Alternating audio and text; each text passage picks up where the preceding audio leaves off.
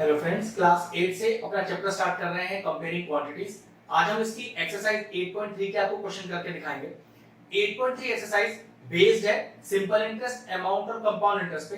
तो चलिए क्वेश्चंस को स्टार्ट करने से पहले इन तीनों चीजों के बारे में आपको बताता हूं कि सिंपल इंटरेस्ट कैसे निकाला जाता है, अमाउंट और कंपाउंड इंटरेस्ट, और इसमें कौन-कौन सी कंडीशन है। ठीक है, सबसे पहले सिंपल इंटरेस्ट की बात करें तो सिंपल एक डायरेक्ट फॉर्मूला है सिंपल इंटरेस्ट निकालने का। क्या?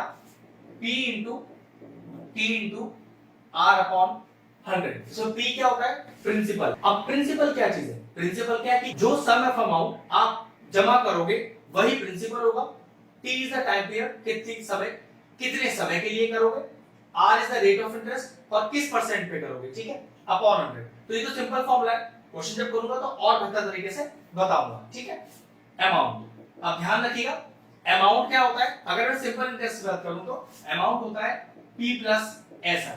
ठीक है, सिंपल सी बात। यहां तो सिंपल इंटरेस्ट और अमाउंट इजी से टॉपिक था। अब चलिए कंपाउंड इंटरेस्ट, उसके लिए मैं आपको डायरेक्ट फॉर्मूला नहीं बताऊंगा। कंपाउंड इंटरेस्ट निकालने से पहले आपको अमाउंट निकालना सिखाऊंगा। ठीक है, अमाउंट का फॉर्मूला होता है P 1 प्लस R अपॉन 100 की होल पावर n, और फिर मैं आपको CI का फॉर्मूला बताऊंगा A माइनस T। मतलब जब भी कंपाउंड इंटरेस्ट निकालना हो तो पहले आप क्या निकालो, पहले आप अमाउंट निकालो। ठीक है, ये सारी चीज वही है, प्रिंसिपल, रेट ऑफ इंटरेस्ट, और ये देखो n। जबकि टाइम तो t होता है, तो मैं आपको बताऊंगा कि t को n क्यों लिखा गया है, इसका रीजन है यहाँ पर। ठीक है, जैसे मान लीजिए आपने अमाउंट निकाल दिया, फिर CI कैसे निकलेगा, अमाउंट में से प्रिंसिपल माइनस कर दीजिए, आपका CI आ जाएगा। अब सबसे इंपॉर्टेंट नियम ये कि आप टाइम को यहाँ पर n क्यों डिनोट कर रहे हो। तो यहाँ पर तीन अलग अलग केस है, वो तीनों केस हमारे एक्सरसाइज के अंदर है, ध्यान से सुनते हैं। मान लीजिए केस है ईयरली का। ठीक है, बिल्कुल क्लियरली लिखा होगा ईयरली, या फिर लिखा होगा एनुअली, ये दोनों चीज एक ही है। इसमें ध्यान रखना, जो आपका टी होता है, टाइम पीरियड दिया होता है, वो डायरेक्टली एन के बराबर हो जाता है। मतलब जैसे दे रखा है 2 साल के लिए, तो समझ जाना यहाँ पर टी और एन एक है, मतलब डायरेक्ट एन बराबर आप 2 लिख सकते हो, क्योंकि फॉर्मूले में एन लिखा हुआ है ना, टी तो है नहीं। टी क्यों नहीं है, ये बस आपका अगला पार्ट है। ठीक, अब मान लीजिए यहाँ ईयरली ना होता और क्या लिखा होता, मान लीजिए लिखा होता हाफ ईयरली, तो क्या चेंज आता। तो समय देखो कैसे दिया होगा क्वेश्चन में, समय दिया होगा आपको 1.5 ईयर।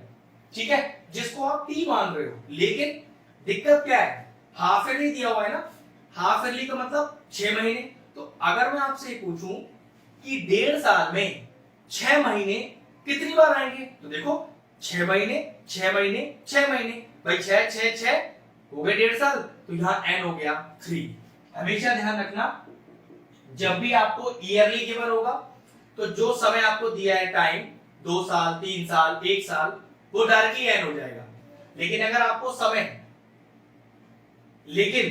आपको क्वेश्चन में हाफ ईयरली वर्ड लगा के दिया हो, तो ध्यान रखना गिवन समय को आपको 6 के इंटरवल्स में तोड़ना है। जैसे मान लीजिए आपको 2 साल दिया होता, तो n कितना हो जाता, 6 महीने 6 महीने 6 महीने 6 महीने, मतलब 2 साल में 6 महीने 4 बार आएंगे, तो यहां मैं n को 4 लिख देता। 2.5 इयर्स, तो भाई 6 महीने 2.5 साल में कितनी बार आएंगे, 5 बार आएंगे, तो n 5 हो जाता। मान लो टाइम ही आपको 6 महीने दिया होता, तो 6 महीनों में 6 महीने कितनी बार आएंगे, एक ही बार आएंगे ना, तो n उस केस में 1 हो जाता। तो ध्यान रखना t और n हाफ ईयरली वाला केस, और अब जो मैं नेक्स्ट आपको क्वार्टरली बताने जा रहा हूं उसमें ही चेंज आता है।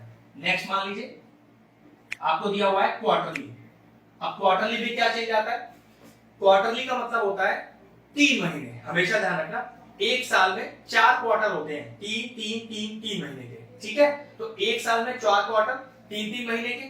अब मान लो आपको टाइम कितना दिया हुआ है, मान लीजिए आपको टाइम दिया हुआ है 9 मंथ्स, तो ये 9 मंथ्स तो टी है, लेकिन क्योंकि हमें क्वार्टरली दिया है तो चेंज करना है। मतलब 9 महीनों में 3 महीने कितनी बार आएंगे, मैंने बोला था ना क्वार्टर में 3 महीने दिए जाते हैं। जैसे हाफ ईयरली में 6 महीने का स्लॉट होता है, ऐसी क्वार्टरली में 3 महीने का स्लॉट होता है। तो 9 महीनों में 3 महीने कितनी बार आएंगे, तो आपको 3 और 3 बार आएंगे। तो यहाँ डायरेक्टली n का वैल्यू क्या हो जाएगा, 3 हो जाएगा। मतलब टाइम तो आप 9 महीने लिखोगे, जो फॉर्मूले में n है वहां आप n को लिखोगे 3।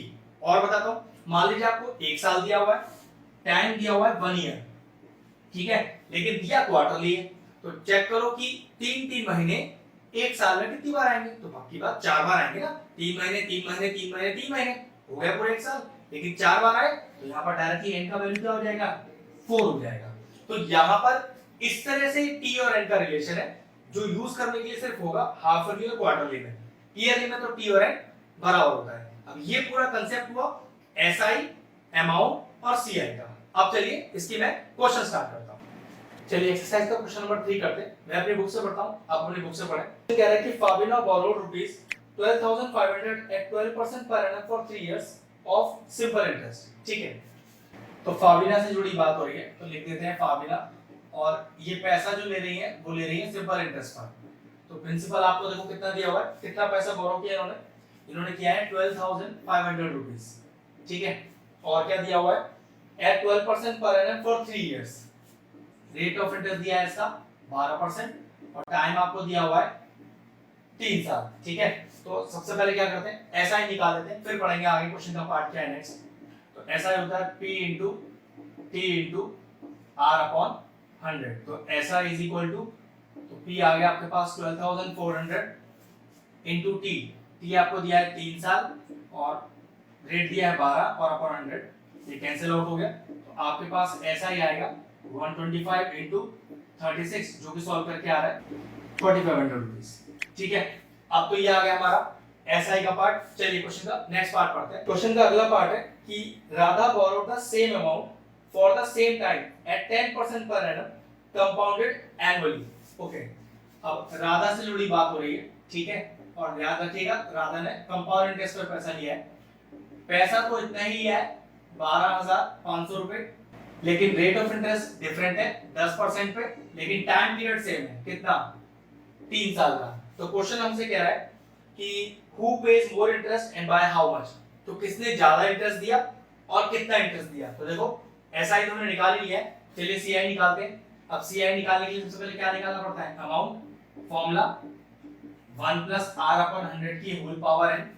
तो अमाउंट आएगा 12,500 इंटू 1 प्लस R, 10 अपॉन 100 की होल पावर 3। कैंसिल आउट कर लीजिए इसको, ये आ गया 12,500 इंटू एलसीएम लीजिए तो 11 अपॉन 10 और इंटू 3 टाइम्स करना पड़ेगा क्योंकि पावर में 3 लगा हुआ है। ठीक है, 2 जीरो पे 2 जीरो चली गई तो 125 इंटू 11 इंटू 11 इंटू 11 1331 होता है और अपॉन नीचे रह गया 10।